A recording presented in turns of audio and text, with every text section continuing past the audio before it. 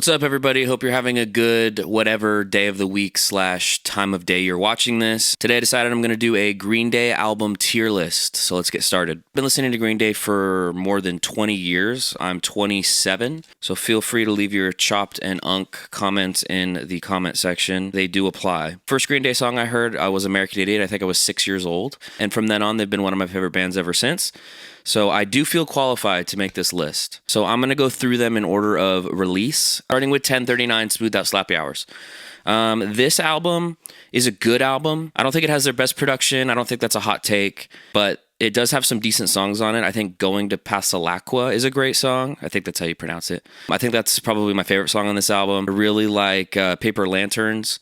Some of the songs are cool on this album because it already shows them having like a Beatlesy influence on songs like Rest. I think that's cool. It's not my favorite. I don't think I go back to this album too much. There are definitely a couple songs I definitely listen to a lot.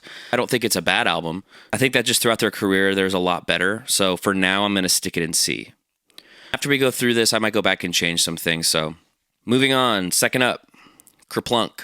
Kerplunk is really good. I think Kerplunk has some really good songs on it. I really, really like 2000 Light Years Away, obviously.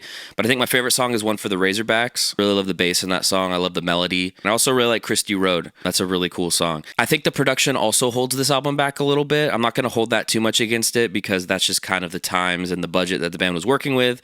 It's nothing really to do with their skill. Though the performances on it aren't as tight as what comes later either. But I still think this is a great album. I'm going to stick this album in B. I think it's better than 1039, but I don't think it comes close to what comes later. Which leads us to Dookie.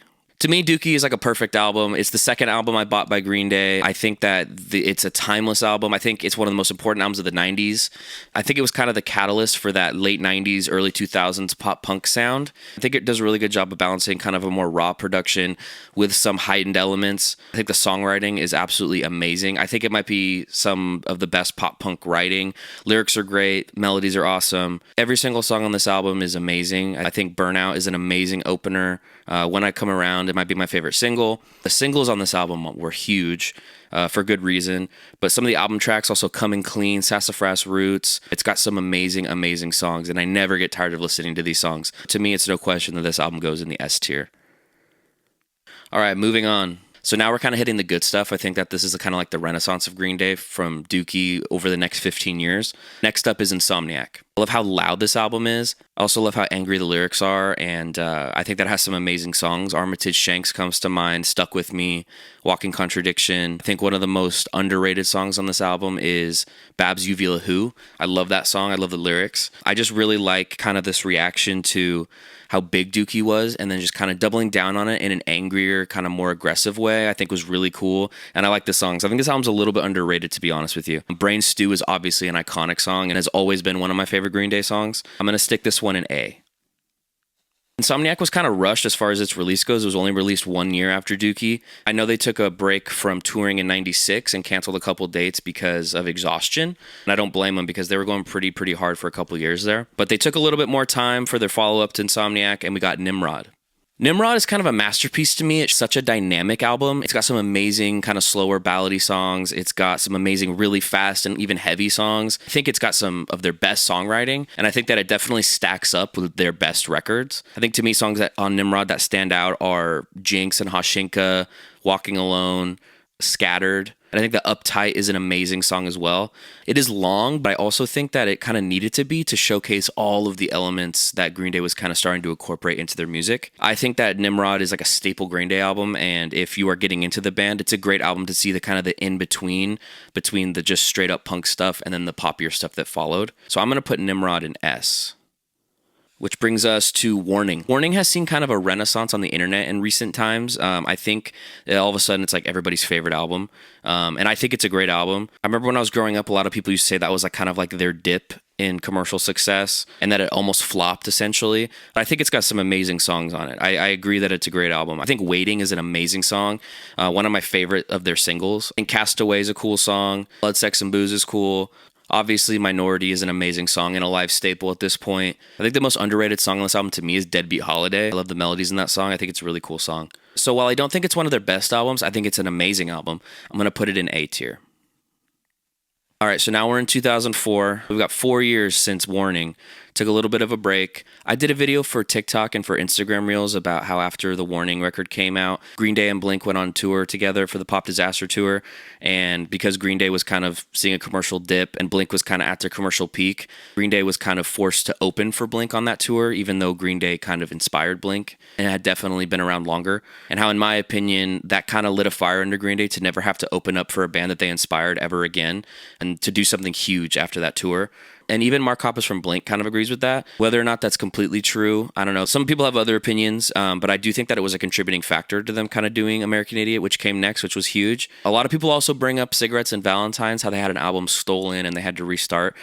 In the American Idiot 20th anniversary booklet, Rob Cavallo, the band's producer, says that that's not true. The label came in and heard Cigarettes and Valentines, and Rob explains that they didn't want to put the funding behind it to really promote the album.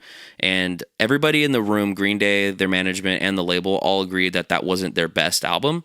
So they tried again. It wasn't about it getting stolen. It was more so about let's do something bigger and better. And they totally achieved it. And it was well worth the effort because the album did huge. All of that to say, we are now at American Idiot. American Idiot is probably my favorite Green Day album. I'm biased in the fact that it was the first album that I heard by them and that it's the first album that really connected with me in general, emotionally. I think there's some songs I don't listen to all the time, but then there are a lot of songs on this album that literally mean everything to me as a writer, as a producer, as a musician. I think What's Her Name is my favorite Green Day song. From all the way from the intro to the bridge, it's just perfect to me. Jesus of Suburbia is one of those songs as well. Obviously the hits like American Idiot, Holiday, Wake Me Up December Ends, Boulevard of Broken Dreams, radio rock staple songs. Holiday in particular, probably my favorite of those. I think Give Me Novocaine and Letter Bomb really stand out to me. I think it was a really, really cool era for the band. And for that reason, it should be no surprise, American Idiot is at S for me. 21st Century Breakdown. Okay, this is where some people start to split off. I know a lot of people say from Dookie to American Idiot or Dookie to Warning or whatever. Around this era, this American Idiot 21st Century Breakdown time is kind of polarizing, but I think because I was in 5th grade when this album came out, I was still in that prime audience because I was really looking forward to the follow-up to American Idiot. And I think 21st Century Breakdown is a great album. I am a 21st Century Breakdown apologist. I think that it's got some really, really good songs, like Viva La Gloria is a great song, Before the Lobotomy, American Eulogy. This album is also really long, and I think a lot of people also have this little like concept album fatigue around this album, like they were kind of repeating, like making another concept album, like trying to do something big that would translate well in the arenas that Green Day was playing at the time.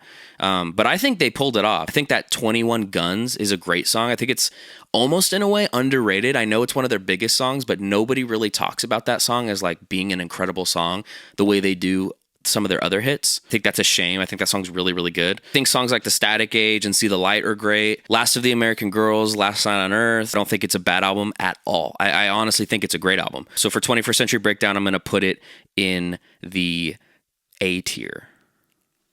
Opinions really start to split off here, especially after 21st Century Breakdown, which leads us to a very polarizing era for the band, which is the Uno Dos Tres trilogy. I was a freshman in high school when these albums dropped, so for me, I was just picking up guitar at that point, was getting into songwriting and listening a lot more to production, being a lot more of an active listener as far as how songs are constructed, how they're written, how they're produced. And so I spent a lot of time with these albums because it was just the newest thing that had come out at that point in my life. And I gotta say, there are parts of the trilogy that I really, really like and some that I just never really think about. But starting with Uno, there are some really good songs on this album. I really like Nuclear Family. I really like Stay the Night. I like Fell For You. I like Angel Blue. Rusty James is cool. I think that there's some really cool songs, some really catchy songs. I don't think it's a bad album. I definitely don't think it comes close to some of their previous stuff. For now, I think it's safe for me to put Uno in B. It's a pretty strong album in the trilogy. I think it's got some cool, straightforward Green Day songs, and I think B is a decent place for it for now. Moving on to Dos. Dos is very polarizing. They were going for a more garage rock and roll type vibe on this record, which they kind of did with their side project, Foxborough Hot Tubs. I don't know if it translates to what Green Day is super, super well. I think it's really fun, and I think there are some really good songs. But to me, I think it kind of falls to the bottom of the trilogy as far as quality goes. This was the first Green Day album I listened to that came out that I actively disliked certain songs, like Nightlife, for example. But I think a song like Amy is really good. Lazy Bones is amazing, and obviously Stray Heart is a cool song. song. I don't think it's horrible. Just to me, it's kind of mid. I do have fond memories of this album, like again, learning a lot of it on guitar. But looking back in hindsight, I have to put Dose at C. All right, that brings us to Trey, which is the last part of the trilogy. When Green Day was promoting these albums, they kind of hinted that like Uno was a straightforward Green Day, kind of pop punky, classic Green Day sound. Dose was kind of a garage rock, Foxborough Hot Tubs vibe. And that Trey was kind of like a mix of all of their eras in one. So they were kind of implying it was going to have like some grandiose parts. It was going to have some fast stuff. It was going to have some slow stuff. And it definitely does. I definitely think that Trey is my favorite of the trilogy. I think Uno is really, really catchy, but the songwriting on Trey I think is just better. I think Drama Queen is an amazing song. Missing You might be my favorite song on the album. I think it's really underrated. I really like Walk Away. I like Dirty Rotten Bastards. So for that reason, because it is my favorite on the trilogy, but I still don't think it kind of stacks up against stuff I have in A and S tier right now, I'm going to stick Trey at B for now. But I do think it is better than Uno. Also, just to let you know, in each tier as well, I'm going to order them from best to worst within its tier, if that makes sense. So in B tier, I like Kerplunk the most. I like Kerplunk more than Trey, and I like Trey more than Uno, but they're all Bs. So just let you know about that. So in that case, I'm going to stick American Idiot in front here. All right, now we are getting into the post-trilogy Green Day work. If you haven't already, hit that like button and leave a comment.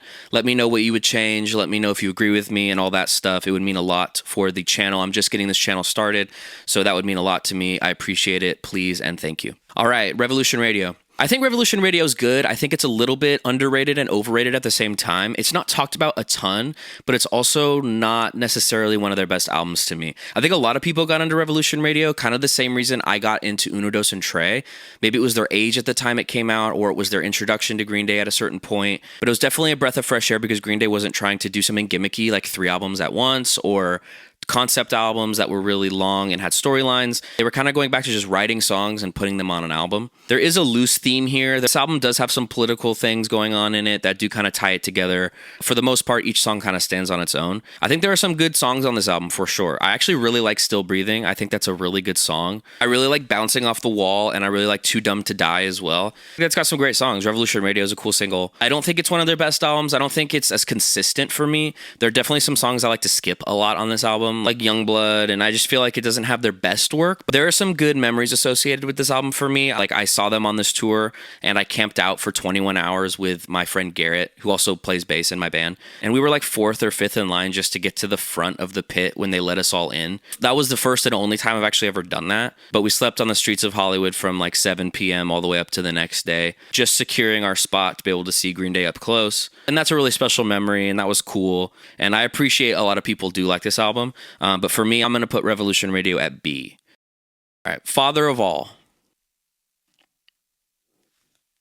I don't like this album. I don't mind them doing something different with the garage rock, rock and roll sound. I love early rock and roll. I just never go back to this album. I really like Fire Ready Aim. I think that's a cool song, and I think Graffitia is a great song.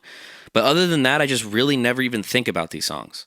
Obviously, the album art is kind of horrible. I just feel like it's not really even in the conversation with some of these other albums. And so for me, it's just an easy D. I don't like it when people pile on or hate on albums that everybody else hates. But I just can't shake the fact that this album isn't very good. Again, there's like a small pocket of people who like this album a lot. It just doesn't do anything for me personally. This is just my opinion. So Father of All is an easy D for me. All right, we are in 23? When did this album come out? 2024. It came out in January of 2024, so that's why I was confused. The anticipation for Saviors was pretty high for me. I remember them doing a ton of press a couple years ago when they were promoting this, and I heard a lot of clips of them teasing this album on Instagram and social media and stuff, and I remember really liking what I heard. But when it came out, I was kind of like, it's pretty good. I don't know.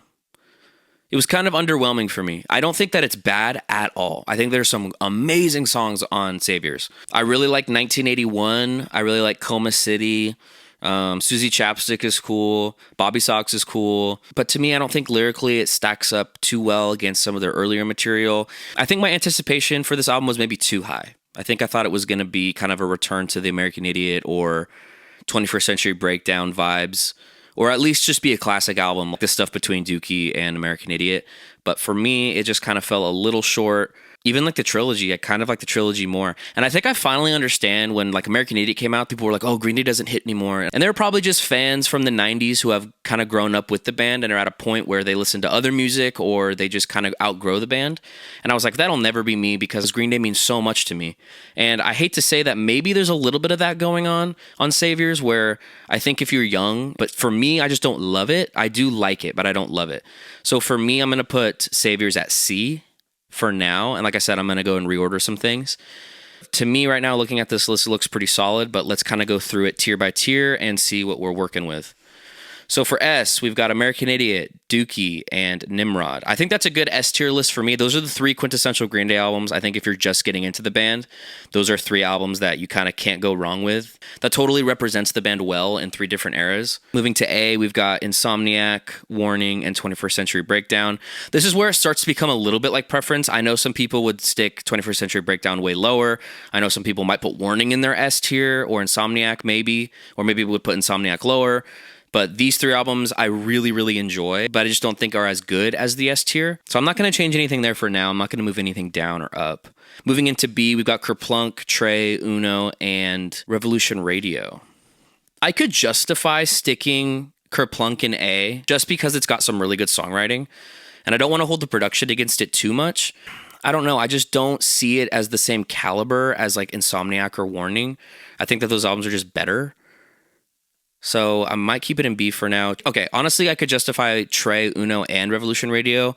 Any of those 3 being in C tier. I do like Trey and Uno as much as Kerplunk, which I know is kind of a hot take. But Revolution Radio, I really could see kind of moving to C. Even though, like, I know people love that album. I just, like, don't go back to it very much. Kind of see it on the same tier as Saviors in a way. 1039, I feel comfortable with being at C. I don't think it's as good as Kerplunk, so I'm not going to put it with Kerplunk at B. Dose is fine where it is. Saviors and Revolution Radio, it's like, there might be days where I'm like, yeah, these are C albums for sure. But there are also days where I'm like, yeah, those albums are fine, like whatever. So I don't know. If I had everything in S, A, and B, then it would be like, I mean, what's the point of ranking? I don't know. It's like at the end of the day, I can justify my list looking like this. But then it's just that trope that like modern Green Day sucks. And I just don't think that. So if I'm going to be like within what Green Day has done, not necessarily ranking these on music in general, like, oh my God, Uno and Trey are just some of the best albums that have ever come out. I don't think that. I just think that within Green Day's catalog, that's where it kind of ranks. Like within Green Day's ability, that's kind of right in the middle for me. Like I said, this could go here. Just depends. I think what I would love to do is I would love to give Saviors a C+, and I would love to give Revolution Radio a B-. But for all intents and purposes, where they are now makes sense. I do feel very confident about my S tier and my A tier. I think those are the quintessential Green Day albums. That being said, like I mentioned earlier, leave a comment, argue with me, let me know what you liked, what you didn't like, tell me I'm a chop dunk. I will be doing a Blink-182 album tier list next. Green Day and Blink are like my 2 favorite bands. So keep your eyes peeled and stay tuned for that. And subscribe so you don't miss that video. All right, that's it for me today. Hope you guys have a great day, and I will see you next time.